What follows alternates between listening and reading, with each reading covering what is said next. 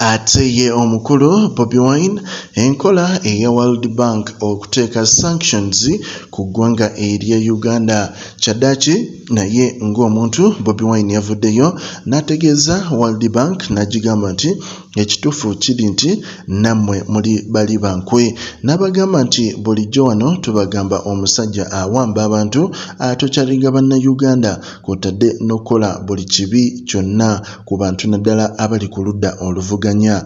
Bobi Wine agamba nti naye ensonga eno ey'ebisiyaga we bamala ogisayininga ate essaawa zino we mutandise okuluma n'okugjayo enjala n'okutussaako wano akazito. Ye nga Bobi Wine ekituufu kiri nti yakakasizza nti akazito ye akeetaagira naddala eri omukulu General Museveni ate kamutuulemu olw'ensonga nti sente zino niwe zandibawadde, World Bank niwe yandizibawadde ate mwattu tezandivuddemu kiramu kyonna. Naye ate ye ekyamulumye kwe kubanga bulijjo abaana beekalakaasa, abaana bakola buli kimu abali saidizi eyo mu diaspora okulaga zino institutions enkulu Yonna nti tibwabulwa awamba abantu, tibwabulwa atta bannayuganda naddala aba opposition, tibwabulwa bingi byakola zi drone ne zifuuka zi drone. Naye ate mwattu bo tebavaayo ate kuteekawo mbeera ku nsonga eyo.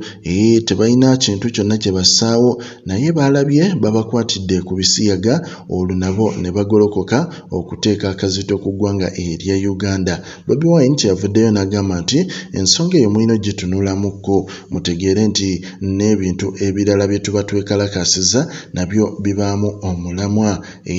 Human rights violations ezo mulina ozitunuulira abasajja ababikola ate mwattu nabo ne mubateekako sanctions ziri ez'omutawana omwereere, so si kulinda mmwe kibafevaringa ate ne mutandika okuluma. Progen Media omupya subscribinga.